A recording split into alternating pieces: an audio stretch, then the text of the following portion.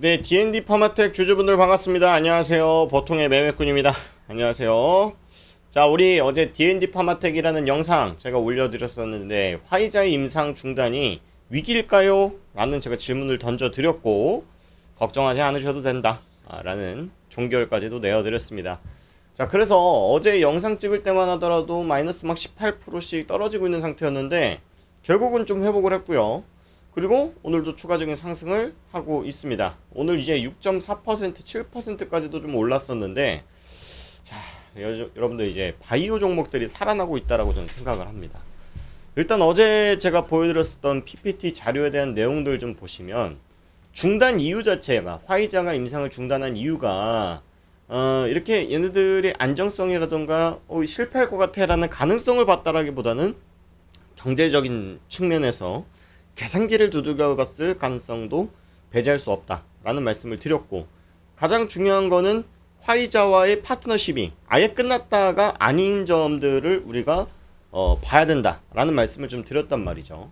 그래서 기술적 결함인 없을 거다. 그래서 우리가 이 D&D 파마텍이 갖고 있는 플랫폼 기술력에 대해서 크게 의심하지 않아도 되지 않을까? 라고 좀 생각을 좀 해볼 수가 있을 것 같고요. 제가 최근에 오늘도 이제 알테오젠이라는 종목에 대한 영상 올려드렸었는데, 알테오젠이 주주분들이 최근에 고생 많이 하셨어요. 지금 10%가량 상승을 했는데 얘가 이렇게 주가가 빠진 이유가 크게 없었습니다. 근데 마지막 피날레 때 뭐가 있었냐면, 요 구간 때 삼성 바이오에피스가 알테오젠 기술 똑같은 거 만든대 라는 찌라시 팍 터뜨려 놓고 그 다음날 무상증자 공시 때리고 그 다음에 지금 주가가 바닥에서 꽤나 지금 많이 오른 상태거든요. 제가 이 알테오젠 예시를 왜 말씀을 드리냐면, 요즘 주식시장의 분위기는 여러분들 어떻게 지금 읽고 계세요? 저는 주식 밥을 먹고 살고 있고 어빈놈이잖아요. 그러니까 코스피, 코스닥 네 종목이 아닌 거 다 보고 지금 살고 있지 않습니까? 지금의 주식시장의 메이저들의 전략은 바로 이겁니다. 빈집 털기 전략. 제가 빈집 털기 전략이라고 여러분들 혹시 아시나요?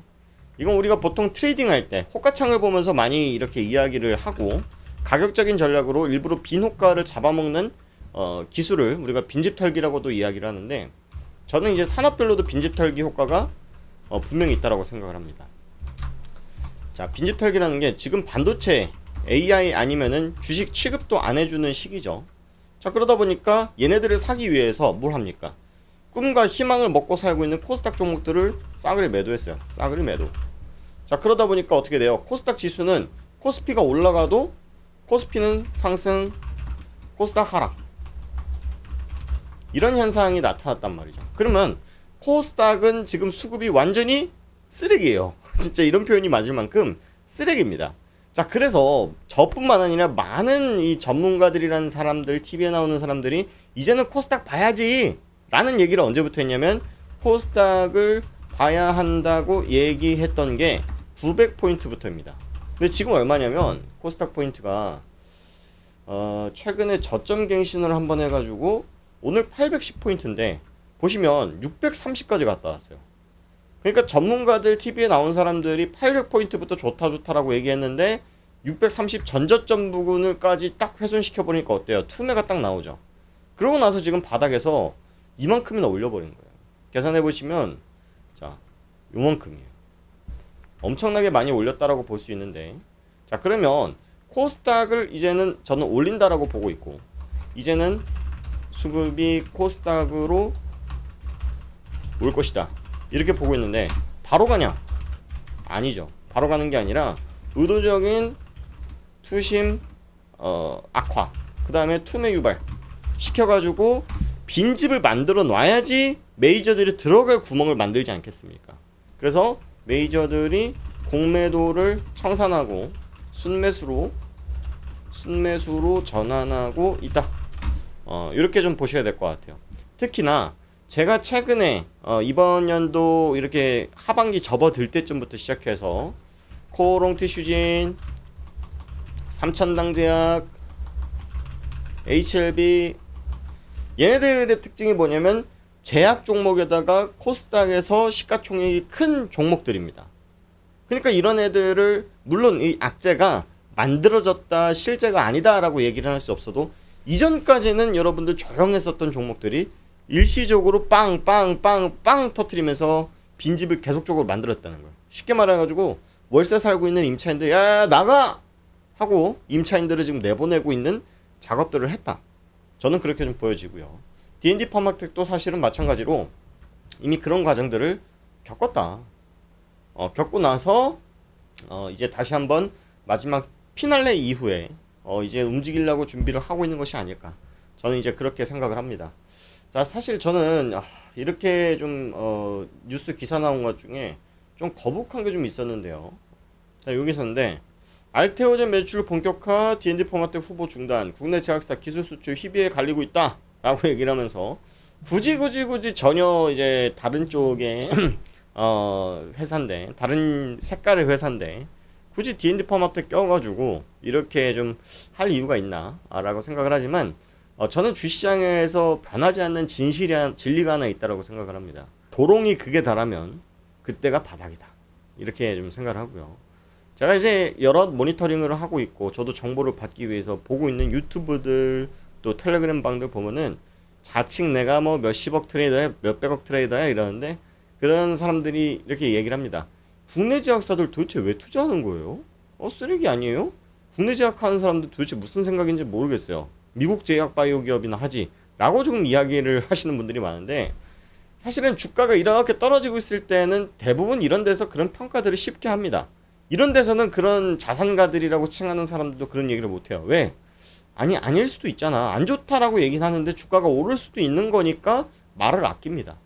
그런데 결국은 주가가 박살이 나고 나면 국내 제약회사 쓰레기야 등등등 자산가뿐만 아니라 대부분 개인 투자자들도 그렇게 발언들을 하죠. 대표적인 예로 여러분들 바라보셔야 될 게 삼성전자가 있습니다.